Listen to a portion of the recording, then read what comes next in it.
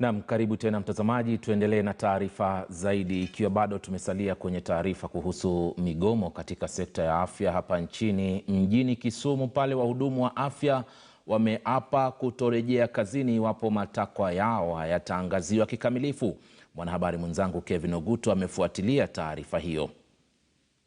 The risk is the same when you're working in theater or when you're working an outpatient,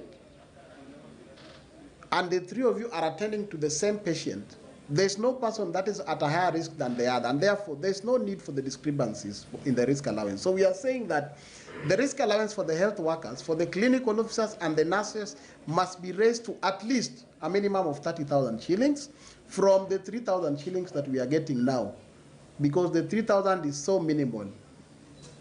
We know that you cannot you can't equate risk to anything, but at least the 30,000 would be better than the 3,000 shillings that we are being given currently. Non-payment of salaries and delayed payment of salaries to health workers. Kisumu County, specifically, we have people who have not been paid salaries, I think, for 8 months. About 10 staffs, clinical officers and nurses who have not been paid for 10 months now, if I'm not wrong. And we have gone to offices, knocked offices as union officials, but we are being taken round the circles. That's why we are saying that if the government is serious about some of these things, then they have to act and ensure that the frontline soldiers are given what duly belongs to them, and that is their salaries, in time and in the right amount. The next issue is about adequate PPEs, which we have raised several times, and unfortunately nobody takes us seriously. That you are going into an isolation center and you don't even have enough protective gear to use to attend to the patients. It is very unfortunate in this 21st century at a time when we have a pandemic. And that's why we are saying we are not going to commit suicide. The time when people were committing suicide and leaving their families to wallow in poverty is long gone. Everybody must get what duly belongs to him or her. And that's why we are saying we cannot continue to work when we are not protected. You protect us, then we go to work. You don't protect us, and the protection must be adequate.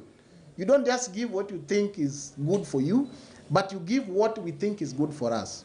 So the issues of PPEs must be taken seriously, and until they are provided, we will keep being out here until we get all that.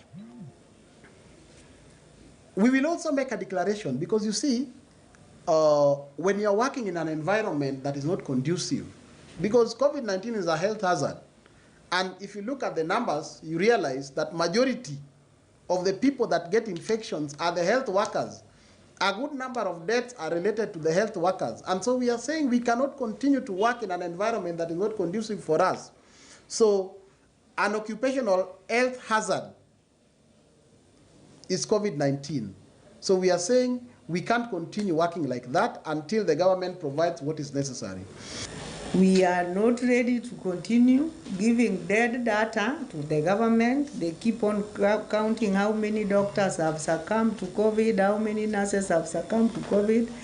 These people they are counting as data are people's husbands, they are people's wives, they are people's daughters and sons, and their family really value them. They die and leave very young families, vulnerable, nobody to take care of them. There is no money allocated to take care of you when you have COVID ailments. There is no cover. So what we are saying, as much as we are in the front line, we must be protected. And until we are protected, we will remain out. Na huku hayo yakijiri mtazamaji, yani masuala ya mgomo ambao ni wahudumu wa afya unapoendelea kuwapa wasiwasi baadhi ya Wakenya na hasa wagonjwa, ni furaha kwa mama Ellen Makori kutoka kaunti ya Kajiado pale alipojifungua pacha watatu hospitalini katika eneo la Nkoroi kule Kajiado ya Kaskazini. Mama huyo alisimulia kuwa alitarajia kujifungua mtoto mmoja tu na wala sio pacha watatu. Kutokana na kujifungua watoto hao ambao wako wazima wa afya, aliweza kupokea uhisani wa nguo za watoto kutoka kwa mkuu wa hospitali hiyo.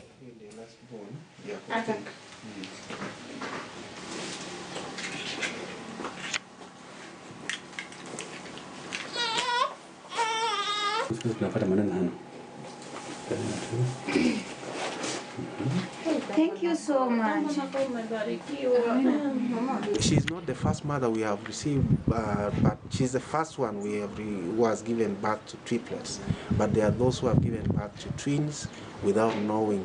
And so we have extra sheets, we have extra clothes we tear apart, maybe curtains we tear apart and give them to cover the babies. And we solicit for baby clothing from neighbors, well-wishers.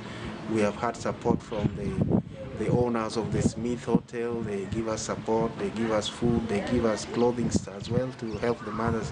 So we have always helped them with the diapers and the clothing. Naam, bila shaka mtazamaji, penye dhiki huwa vile faraja huchukua fursa na kupenyeza. Kwingineko, wagonjwa wa maradhi ya saratani ambao wanazuru hospitali ya rufaa ya Makueni kupata huduma za matibabu wameelezea mateso wanayopitia kutokana na mgomo wa wahudumu na matabibu. Waliozuru kituo hicho cha kuwahudumia wagonjwa wa saratani huko Makueni walilazimika kurejea majumbani bila kuhudumiwa.